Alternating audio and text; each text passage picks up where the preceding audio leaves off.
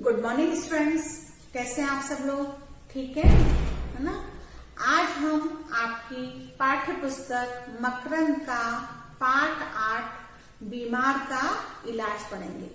बीमार का इलाज एक एकांकी है जिसके एकांकीकार हैं उदय शंकर भट्ट। अब थोड़ा सा संक्षिप्त परिचय में एकांकी का देना चाहूंगी। एकांकी क्या होती है?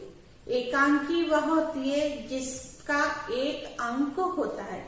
एक अंक मतलब एक जिसका एक मुख्य पात्र होता है और उसके चारों ओर कई छोटे छोटे पात्र होते हैं, तो ये होती है एकांकी।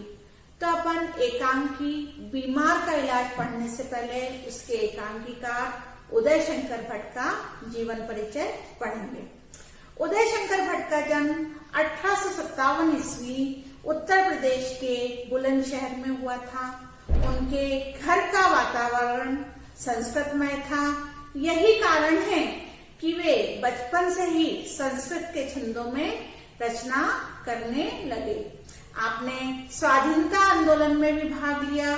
स्वतंत्रता के पश्चात आप आकाशवाणी के परामर्शदाता और निर्देशक रहे।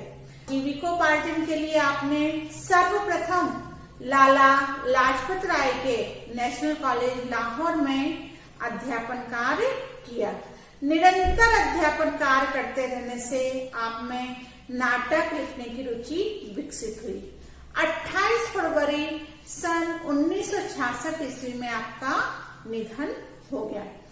आपकी प्रमुख रचनाएं तक्षशिला, युगदीप, अमृत और विष, विक्रमादित्य, मुक्तिपथ आदि हैं। भट्ट जी बहुमुखी प्रतिभा के धनी थे। आपने नाटककार के रूप में ख्याति प्राप्त की और आपने कई पौराणिक एवं ऐतिहासिक नाटक भी लिखे।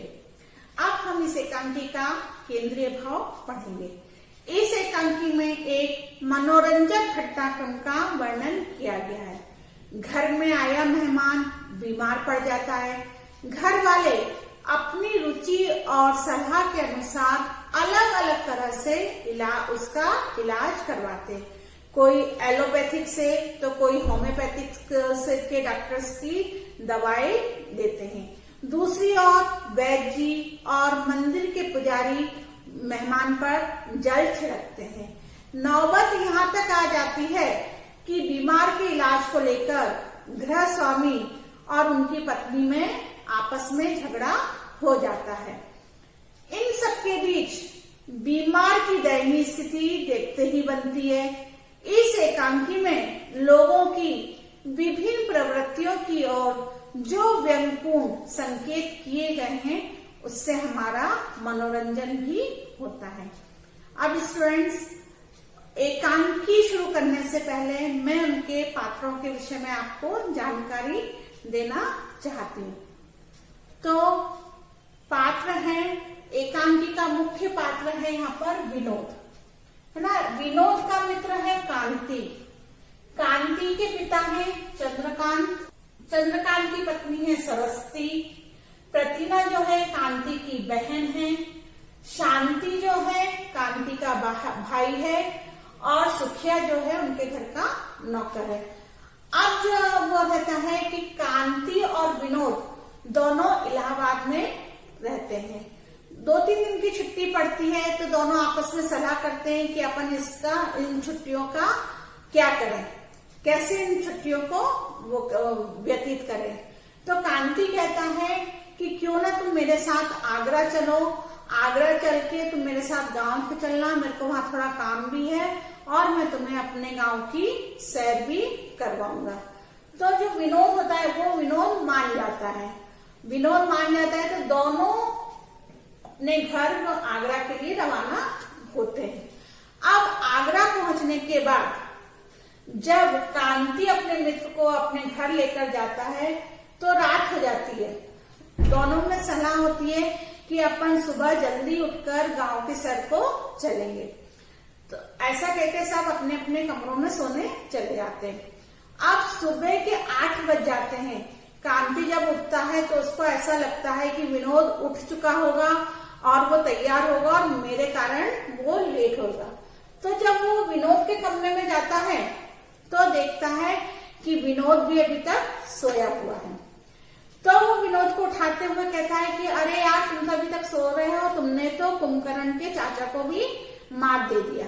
कुंभकर्ण आप जानते हैं कि वो 6 महीने से सोता था और 6 महीने जागता था।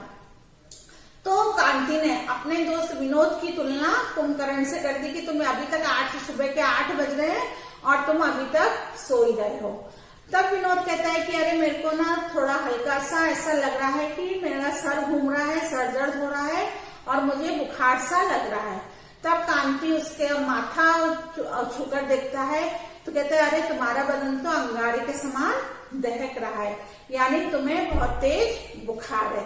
तब वो उसका बुखार चेक करता है तो उसको बुखार होता है 104 डिग्री। तब वो कहता है कि ये कमबख्त बुखार भी कहाँ से आ गया, गांव आने का सारा मजा ही किरकिरा हो गया। तो वो कांति कहता है कि तुम तो अब ऐसी हालत में जा नहीं सकते हो गांव की सैर करने के लिए, और मुझे कुछ जरूरी काम है, तो क्या मैं अकेले चला जाऊं या फिर मैं तुम्हारे लिए यहीं पर रुकूं। तब विनोद कहता है कि नहीं, तुम अपना काम मत छोड़ो, तुमको अगर गांव जाना है तो तुम गांव चले जाओ। उन लोग की आपस में बात होती है। इतने में चंद्रकांत का विनोद के कमरे में प्रवेश होता है। चंद्रकांत जो है कांति के पिता हैं, जो कि अंग्रेजी सभ्यता के वो रहन सहन वाले हैं। उनको वेस्टर्न कल्चर बहुत ज्यादा पसंद है ना, और वो डॉक्टर गुप्ता पर विश्वास करते हैं, क्योंकि उनका मानना है कि उनके जो पहले फैमिली डॉक्टर थे डॉक्टर भटनागर, तो जब प्रतिमा की बीमार हुई थी, जो कांति की बहन है, प्रतिमा जब बीमार हुई थी तो डॉक्टर भटनागर ने उनका केस बिगाड़ दिया था और डॉक्टर गुप्ता ने ही प्रतिमा का इलाज करके उसको ठीक किया था। तो जो चंद्रकांत है वो एलोपैथिक पद्धति से इलाज करवाना पसंद करते हैं। जब वो विनोद के कमरे में आते हैं तो जब वो उनको पता चलता है कि विनोद को बहुत तेज बुखार है, तो वो कहते हैं कि मैं अभी डॉक्टर गुप्ता को फोन करता हूँ ताकि वो उनका आकर इलाज कर देगा, तो उनकी दवाइयों से वो शीघ्र ही ठीक हो जाएगा। अब कांति कहता है कि नहीं पिताजी, आपको एलोपैथिक वाले डॉक्टर को मत बुलाइए, होम्योपैथिक की दवाई ज्यादा अच्छी रहती है। मैं शाम को जब गांव से लौटकर आऊंगा तो मैं शाम को होम्योपैथिक के डॉक्टर नानक चंद को लेकर आ जाऊंगा। तब वो कहते हैं कि क्या नानक चंद कोई डॉक्टर है, होम्योपैथी भी कोई डॉक्टर होता है? कड़वी भेषज खाए बिना मिटे न तन का रोग। चंद्रकांत कहते हैं, ये ऐसा बोलते हैं, तो कहते क्या मतलब? तो कहता है कि जब तक व्यक्ति कड़वी गोलियां नहीं खाएगा, क्योंकि एलोपैथिक की जो गोलियां होती हैं वो क्या होती हैं, कड़वी रहती हैं। अपन दवाई वगैरह खाते हैं ना, तो वो क्या होती है, कड़वी होती हैं। तो उनका है कि जब तक रोगी कड़वी गोली नहीं खाता है तब तक उसका बुखार, जब तक रोगी कड़वी गोली नहीं खाएगा तब तक उसका बुखार ठीक नहीं होगा। तो वो कहता है कि ठीक है पिताजी, मैं तो शाम को होम्योपैथिक डॉक्टर को लेकर आ जाऊंगा। वो कहते हैं होम्योपैथिक डॉक्टर को बुलाने की आवश्यकता नहीं है, मैं अभी डॉक्टर गुप्ता को बुलाता हूँ और वो इसको ठीक कर देगा। ऐसा कहकर कांति चला जाता है। अब उसके बाद उनकी चंद्रकांत की पत्नी सरस्वती का आगमन होता है। अब सरस्वती जो थी वो रूढ़िवादी थी, धार्मिक थी, दिन भर पूजा पाठ में रहती थी, जिसके कारण उनके घर में स्वच्छता और सलीके का अभाव था। वो थोड़ी बुजुर्ग थी, घर का काम काज नहीं करती थी, सारा काम उन्होंने नौकरों के भरोसे छोड़ दिया था, जिस कारण से घर में कोई भी चीज व्यवस्थित नहीं थी और साफ सफाई भी नहीं थी। तो वो जब चाय लेके विनोद के कमरे में आती हैं तो कहती है अरे इसका तो मुंह पूरा लाल पड़ा हुआ है, इसको क्या हुआ? तब चंद्रकांत कहते हैं कि उसको बहुत तेज बुखार है। तो वो कहती है कि कोई बात नहीं, मैं अभी वैद्य जी को बुला के लाती हूँ और वो पंडित जी को भी, मंदिर से पंडित जी को भी बुलाते हूँ, वो मार्जन करेंगे तो वो अभी उनका बुखार ठीक हो जाएगा। तो वो कहते हैं कि पंडित जी वगैरह नहीं, मैंने डॉक्टर गुप्ता को फोन कर दिया है और वो शांति डॉक्टर गुप्ता को लेकर आने वाला है। तब वो इतने में वो सुखिया को बुलाती हैं, जो कि उनके घर का नौकर है। वो सुखिया को बुलाती है कि जाओ वैद्य जी को बुला के लाओ और पंडित जी से मार्जन का जल भी ले आना, ताकि इसका बुखार बहुत जल्दी ठीक हो जाए। अब वो सुखिया जाता है और वैद्य जी को बुला के ले आता है। वैद्य जी उसके नब्ज देखते हैं, कहते हैं कब्ज है, कब्ज के कारण इसको बुखार है। तो सरस्वती कहती है मैं तो कब से बोल रही थी कि कब्जियत बुखार है, कब्जियत बुखार है, क्योंकि अभी वो वैद्य जी दवा देंगे तो जड़ी बूटियां देंगे तो उसका बुखार तुरंत ठीक हो जाएगा। इतने में क्या होता है, पंडित जी भी आ जाते हैं और पंडित जी विनोद के ऊपर जल का, मंदिर का लाया हुआ पानी छिड़कने लगते हैं, जिसको कहते हैं मार्जन। इतने में क्या होता है, शांति डॉक्टर गुप्ता को लेकर आ जाता है। अब जब डॉक्टर गुप्ता को देखते हैं कि उसको 104 डिग्री बुखार है और उसके ऊपर पानी से उसका अभिषेक किया जा रहा है। अब जब डॉक्टर गुप्ता पंडित जी को मार्जन करते हुए देखते हैं और कहते हैं कि इनको इतना पानी मत करो, नहीं तो इनको निमोनिया हो जाएगा, तो चंद्रकांत वैद्य जी को चिल्लाता है कि जब डॉक्टर बोल रहे हैं पंडित जी द्वारा मार्जन करने पर, जब डॉक्टर गुप्ता कहते हैं कि इससे उनको निमोनिया हो जाएगा, तो चंद्रकांत पंडित जी पर चिल्लाते हुए कहते हैं कि बंद करो, जब डॉक्टर कह रहे हैं कि उसको निमोनिया हो जाएगा तब भी तुम मार्जन करने में क्यों लगे हुए हो। तब पंडित जी कहते हैं बस थोड़ा सा रह गया है और मेरे मंत्रों के उससे मंदिर के पानी से इनका बुखार 2 मिनट में उतर जाएगा। उनकी बात सुनकर डॉक्टर गुप्ता कहते हैं कि मंत्रों से यदि बीमारी अच्छी होती तो क्या हम भाड़ झोंकने के लिए इतना पढ़े हैं। ये सुनकर उनकी पत्नी जो थी सरस्वती भी नाराज होने लगती हैं कि जब मैंने बोला है कि पंडित जी और वैद्य जी से उसका बुखार ठीक हो जाएगा तो तुम उनको अपना काम क्यों नहीं करने देते हो। अब डॉक्टर गुप्ता उनको देखते हैं, उनका इलाज करते हैं कि फीवर है, मेरी गोली खाने से शाम तक इनका बुखार उतर जाएगा, और वो विनोद के लिए पर्ची पे दवाइयां लिख देते हैं।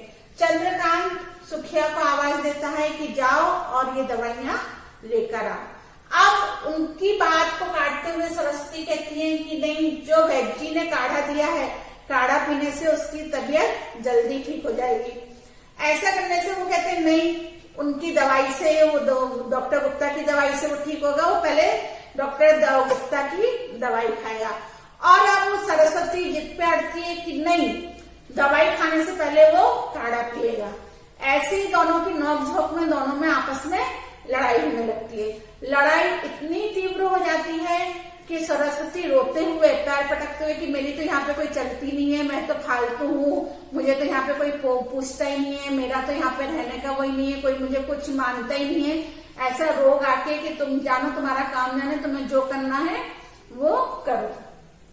अब वो उनका जाना होता है।